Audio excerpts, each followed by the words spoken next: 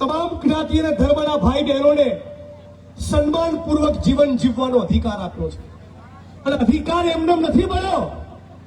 અચાનક એક દિવસ અંગ્રેજોને મન થયું કે ચલો ભારત ભૂમિ છોડી દઈએ અને ભારત દેશ છોડીને જતા રહે. આવું નથી બન્યું. આ દેશની આઝાદી માટે 23 વર્ષની ઉંમરે શહીદ આઝમ ભગતસિંહે ફાંસીનો માછડો પસંદ કર્યો. ભગતસિંહની સાથે ચંદ્રશેખર આઝાદે બલિદાન આપ્યું. સુખદેવ, રાજગુરુ, ચંદ્રશેખર આઝાદ, રામપ્રસાદ બિસ્મિલ, અશફાકુલ્લા ખાન, મૌલાના આઝાદ આ દેશની આઝાદી માટે 9 વર્ષ સુધી જેલમાં રહ્યા. પંડિત જવાહરલાલ નહેરુ, સરદાર વલ્લભભાઈ પટેલ અને ગાંધીજી એ 10 વર્ષથી લઈને 15 વર્ષ સુધી જેલમાં રહ્યા. અનેક લોકોએ કાળા પાણીની સજા ભોગવી. આઝાદીના ઇતિહાસની અંદર તમે જોઈ લીજો, એક પણ સંઘ પરિવારનો આરએસએસ નો માણસ નહોતો જ્યારે કોંગ્રેસના સિપાહીઓ પીઠ પર દંડા અને છાતી પર ગોળી ખાતા હતા ત્યારે અંગ્રેજોની ગુલામીમાંથી આ દેશ મુક્ત થયો. આ દેશની આઝાદીની લડત બાદ ડોક્ટર બાબા સાહેબ આંબેડકરની કલમે લગાયેલું આપણે એક અદ્ભુત દુનિયાનું એક મહાન સંવિધાન, એક બંધારણ પ્રાપ્ત થયું. અને બંધારણની અંદર દરેકે દરેક નાગરિકને સન્માનપૂર્વક જીવન જીવવાનો અધિકાર આપ્યો. અધિકાર આપ્યો રોટી, કપડા, મકાન, શિક્ષણ, આરોગ્ય અને રોજગારનો. એક બાજુ એક એવું ભારત જેમાં મુકેશ અંબાણી 27 માળની બિલ્ડિંગમાં રહેતો હોય અને બીજી બાજુ એવું રાજકોટ જ્યાં તમારા ઘર તોડવા માટે નોટિસો આપતા હોય. આવું ભારત, આવું ગુજરાત, આવું રાજકોટ, એ રાજકોટ શહેર કોંગ્રેસ સમિતિને મંજૂર નથી. એટલા માટે તમારી વચ્ચે આવીને અમે ઉભા છીએ. આજે કલેક્ટરશ્રી સમક્ષ અમે રજૂઆત કરી કે બિલ્ડિંગો તાકાત હોય આ સરકારની, પોલીસ પ્રશાસનની, તો ભાજપના નેતાઓ ગુજરાત અને રાજકોટની જનતાને લૂંટીને જે તગડા થયા છે અને ગેરકાયદેસર જે મકાનો અને બિલ્ડિંગ ઉભા કર્યા છે, તાકાત હોય તો તમારું બુલડોઝર ત્યાં મોકલો. ભાજપના ધારાસભ્યો, સંસદ સભ્યો, મંત્રીઓ, ગુજરાતના ઉચ્ચ અધિકારીઓ, બિલ્ડરો, રિયલ એસ્ટેટના માફિયાઓ, જમીનના દલાલો, આ લોકોએ જે દબાણો કર્યા છે, આ લોકોએ મોટી મોટી બિલ્ડિંગો ઊભી કરી છે. તમારામાં પાણી હોય તો મોટા ઉદ્યોગપતિ અને રિયલ એસ્ટેટના માફિયાઓની એક કાંકરી ખેલવીને બતાવો.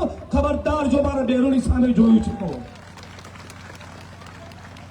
મારી બહેનો, માતાઓ, તમને કહું છું, બુલડોઝર આવે તો આનાથી 4 ગણી સંખ્યામાં લોકો બહાર આવવા જોઈએ.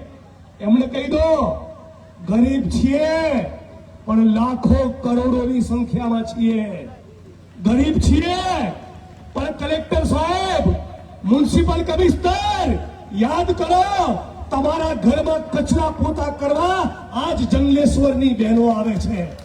ગુજરાતની વિધાનસભાના જે મકાનમાં હું બેસું છું, કલેક્ટરની જે કચેરી છે, મ્યુનિસિપલ કચેરી છે, બાજુની જે પોલીસ ચોકી છે, એના નિર્માણમાં આજ વિસ્તારના કડિયા મજૂરોએ પોતાનો પરસેવો આપ્યો છે. આજુબાજુની સાપર વેરાવળની ઇન્ડસ્ટ્રીઝ ઉદ્યોગોની અંદર આજ વિસ્તારના ગરીબ માણસો 12 કલાક 14 કલાક મજૂરી કરવા માટે જાય છે. આ ગરીબ માણસો હોય નહીં તો વડગામના ધારાસભ્ય અને ગુજરાતના મુખ્યમંત્રીનો તો પગાર પણ થાય નહીં. તમે કાળી મજૂરી કરીને પરસેવો પાડીને એક ચીજ વસ્તુનું નિર્માણ કરો છો અને એ ચીજ વસ્તુમાંથી ટેક્સ કપાય, એ ટેક્સ સરકારની તિજોરીમાં જાય અને એમાંથી મારો અને રાજ્યના મુખ્યમંત્રી, મ્યુનિસિપલ કમિશનર અને કલેક્ટરનો પગાર થાય છે. મતલબ કે મારી આંખ સામે બેઠેલી બહેનો, માતાઓ, વડીલો, યુવાન દોસ્તો, તમે માલિક છો રાજકોટ શહેરના. આ ગુજરાતના માલિક તમે છો. તમે માલિક છો ભારત ભૂમિના. લૂંટનારા મુઠ્ઠી પર 12-15% નહીં. તમે આ દેશના ગરીબો, શ્રમજીવીઓ, તમે આ દેશના અસલી માલિકો છો. તો અસલી માલિકોની છાતી પર બુલડોઝર અને લૂંટનારા પૂંજીપતિ, ઉદ્યોગપતિ, છાકટા બનેલા જમીનના દલાલો, રિયલ એસ્ટેટના માફિયાઓ, એમની ચાપલૂસી કરવાની. અમે કોંગ્રેસ પરિવાર તરીકે તમારી સાથે છીએ. તમને આજે ખાતરી અપાવ્યા છીએ કે ગુજરાત હાઈકોર્ટ, સુપ્રીમ કોર્ટ સુધી લડવું હોય તો ત્યાં સુધી લડવાની તમારી સાથે તૈયારી છે. અને તમારે રોડ પર ઉતરીને ચક્કાજામ કરવા હોય તો પણ તમારી સાથે પોલીસનો દંડો ખાવા આવીશ, ભલે ધારાસભ્ય છું. રાજકોટના મીડિયાના બધા મિત્રો સાક્ષી છે અમારી લડતના. ત્યારે ખાસ કહેવા માંગુ રાજકોટ અગ્નિકાંડ ટીઆરપી ગેમિંગ ઝોન, આ ટીઆરપી ગેમિંગ ઝોનની આગમાં જે રાજકોટ અને ગુજરાતની જનતા કારણ વગર નિર્દોષ માણસો ભડતું થયા, એ જેના પાપે ભડતું થયા, તાકાત હોય તો એમના મકાનો ઉપર બુલડોઝર ફેરવો, આ જંગલેશ્વરના ગરીબોની ઉપર નહીં.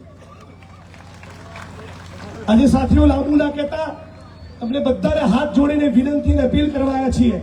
ફરી તમારી વચ્ચે આવીશું, પણ તમારી શક્તિને તમે ઓળખો. કોઈ જિગ્નેશભાઈ, ઇન્દ્રનીલભાઈ તમારું જ મકાન નહીં બચાવે. અમે તો તમારી લડતમાં ટેકો આપીશું. હાઈકોર્ટમાં, સુપ્રીમ કોર્ટમાં જવું હશે તો મદદ કરીશું, પણ તમે તમારી બાવડાની શક્તિને ઓળખી લો. તમે કહો સરકારને, અમે પણ આ દેશના નાગરિકો છીએ, અમે પણ ટેક્સ આપીએ છીએ, અમે પણ તમને વોટ આપીએ છીએ, તો મરજી આવે ત્યારે નોટિસ આપવાની નહીં. અને એટલા માટે તમને બધાને કહેવા માંગુ છું, કોઈ પણ આગેવાન કે નેતા તમારી વચ્ચે આવે કે ના આવે, ક્યારે પણ બુલડોઝર આવે તો તમામે તમામ બહેનો, માતાઓ, વડીલો, યુવાન દોસ્તો એ બુલડોઝરની આગળ ડોક્ટર બાબા સાહેબ આંબેડકરના બંધારણની કોપી હાથમાં રાખીને તમે શું કરો. જે પણ અધિકારી, કર્મચારી, પોલીસ, કોર્પોરેશનના મિત્રો આવે એમને કહેજો કે ડોક્ટર ભીમરાવ બાબા સાહેબ આંબેડકરના સંવિધાનમાં તમે માનતા હો તો તમારું બુલડોઝર લઈને અહીંથી પાછા જતા હો. તમે માનતો હો કે અમે પણ આ દેશના નાગરિકો છીએ, તમે માનતો હો કે શ્રમજીવીના પરસેવાની આ દેશમાં કોઈ કદર કિંમત બચી છે તો તમારું બુલડોઝર લઈને પાછા જતા રહો. તમે માનતા હોય કે ડોક્ટર બાબા સાહેબ આંબેડકરનું બંધારણ અને શહીદ